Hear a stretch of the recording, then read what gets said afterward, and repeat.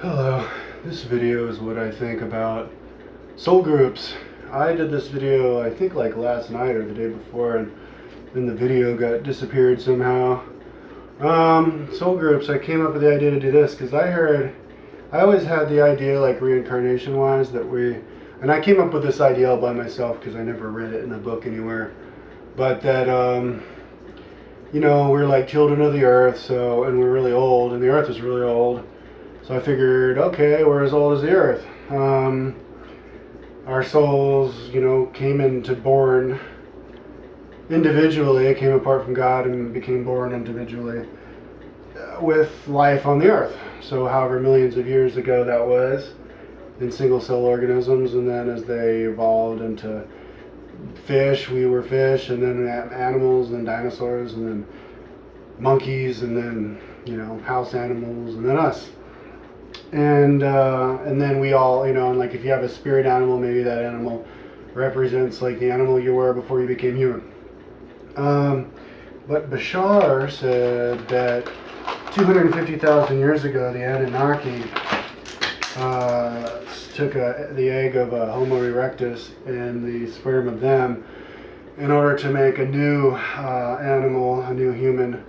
And one reason I guess is so that they could have people buying gold, but also he says to so that a new kind of soul group could incarnate into it.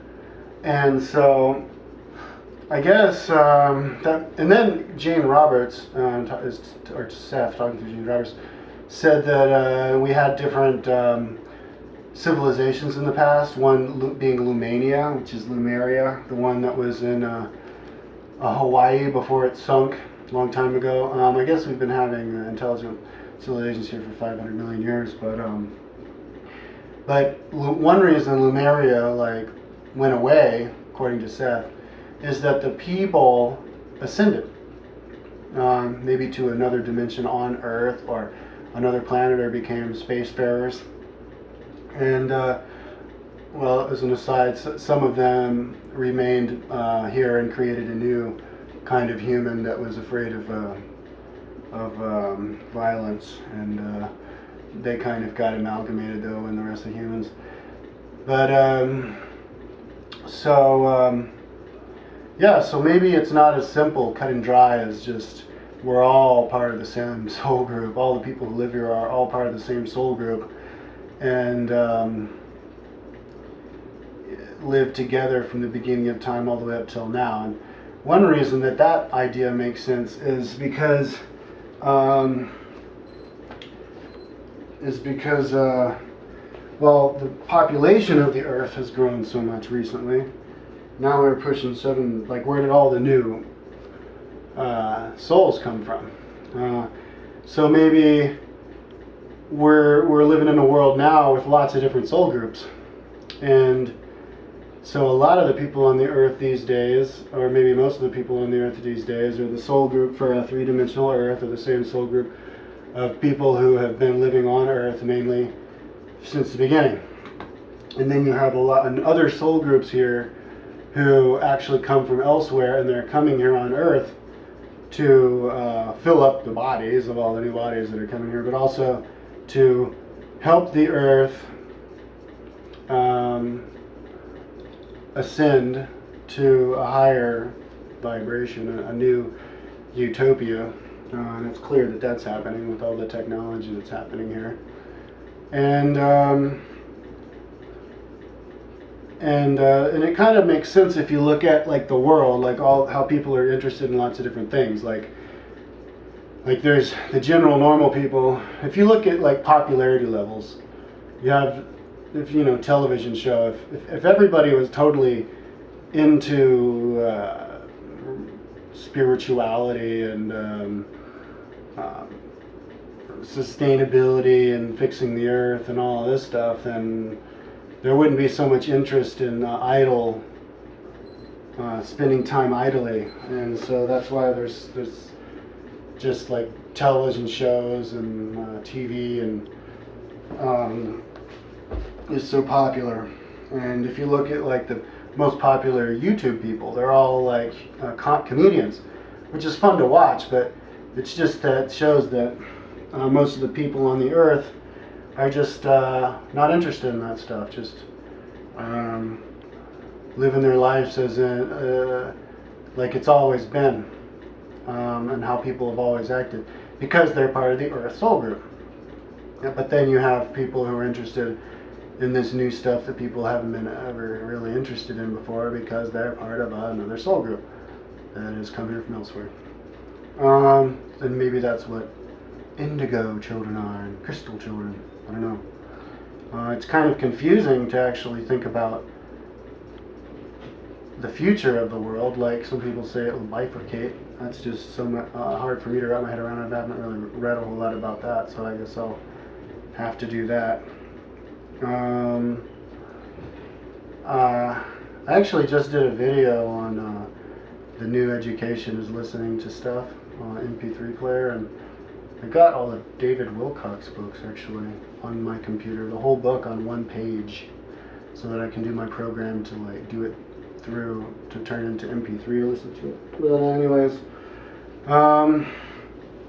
so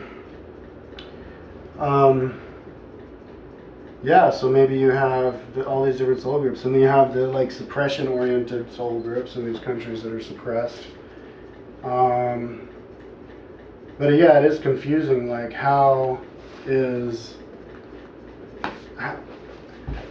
maybe it takes a long time for a soul to ascend. So maybe the world will have to bifurcate in lots of different parallel realities, so that people who are basic, I guess you could call them young souls, don't just warp drive up into a new utopia.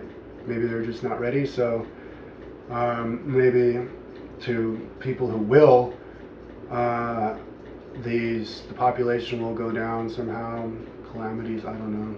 It's crazy to think about.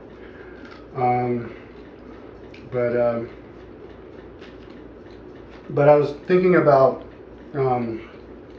different like tribes. I think before the Nicene Council, and during the time, and even after that with all the pagans, I think everybody believed in reincarnation, and they believed that when you reincarnate in your own tribe again. So people would believe that grandpa, when he dies, he becomes great-grandson, and they'd be like, oh, you're great-grandson because you look like him. And so maybe I think you can find who you were in a past life. And maybe it's even a lot easier now with all the photography, but just based upon how you look like. Like David Wilcock is a reincarnation of Edgar Casey, because they look exactly the same. And it's crazy if you look at photos. And my brother looks just like my uncle, so maybe my brother was my uncle.